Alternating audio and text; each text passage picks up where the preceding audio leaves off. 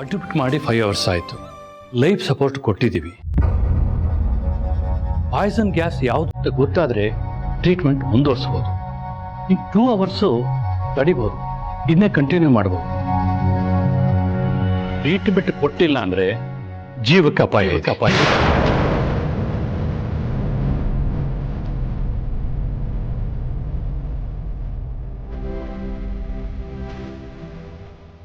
ನಾನು ಇನ್ಸ್ಪೆಕ್ಟ್ರಿಗೆ ಕಾಲ್ ಮಾಡಿದ್ದೀನಿ, ಟ್ರೀಟ್ಮೆಂಟ್ ಮುಂದುವರಿಸ್ಬೋದು ಅಂತ ವಿಚಾರಿಸೋದು.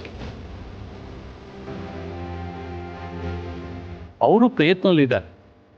ಇನ್ನು 2 ಅವರ್ಸಲ್ಲಿ ಆ ಗ್ಯಾಸ್ ಯಾವುದಂತ ಗೊತ್ತಾದರೆ ನಾವು ಟ್ರೀಟ್ಮೆಂಟ್ ಕೊಡ್ಬೋದು.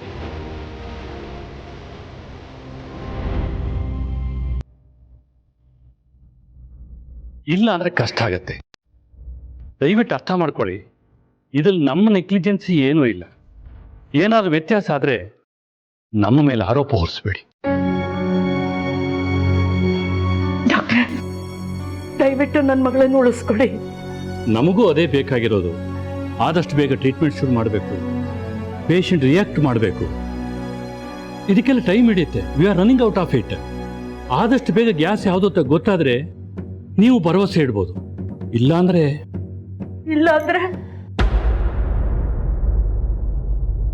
ಉಳಿಸೋದು ಕಷ್ಟ ಆಗುತ್ತೆ.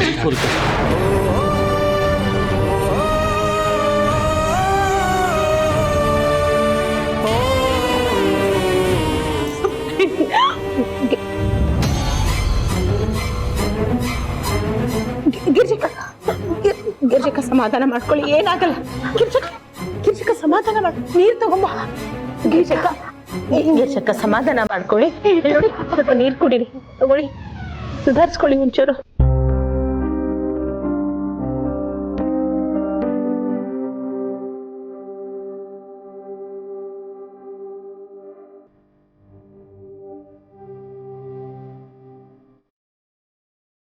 ಗೀತಾ,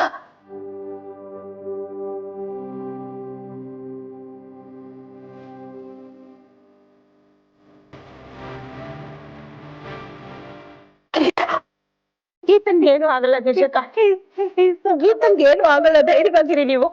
ಏನು ಆಗಲ್ಲ. ಲಕ್ಕಿ ಹೋಗಿದಾನಲ್ವಾ, ವಿಚಾರಿಸ್ಕೊಂಡು ಬರ್ತಾನೆ ಇರಿ. ಫೋನ್ ಮಾಡೋ ಲಕ್ಕಿಗೆ.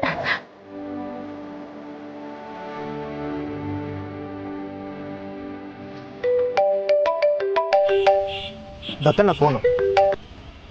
ಹಲೋ ದತ್ತಣ್ಣ, ಯಾಕೆ ಎಲ್ಲಿದ್ಯಾ? ಬರ್ತಾ ಇದ್ದೀನಿ. ಯಾಕೆ, ಏನಾಯ್ತು? ಎಮರ್ಜೆನ್ಸಿ ಕಣೋ. ಆ ಪಾಯ್ಸನಸ್ ಗ್ಯಾಸ್ ಯಾವುದು ಅಂತ ಗೊತ್ತಾಗಿಲ್ಲ ಅಂದರೆ ಡಾಕ್ಟರ್ ಟ್ರೀಟ್ಮೆಂಟ್ ಮಾಡೋಕ್ಕಾಗಲ್ಲ ಅಂತ ಹೇಳ್ತಾ ಇದ್ದಾರೆ. ಟೈಮ್ ತುಂಬ ಕಡಿಮೆ ಇದೆ ಲಕ್ಕಿ.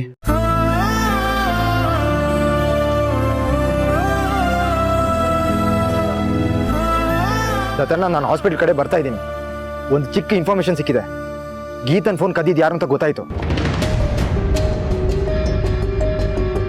ಆ ಇನ್ಫಾರ್ಮೇಶನ್ ಪೊಲೀಸ್ ಅವ್ರು ಕಳಿಸಿದ್ದೀನಿ.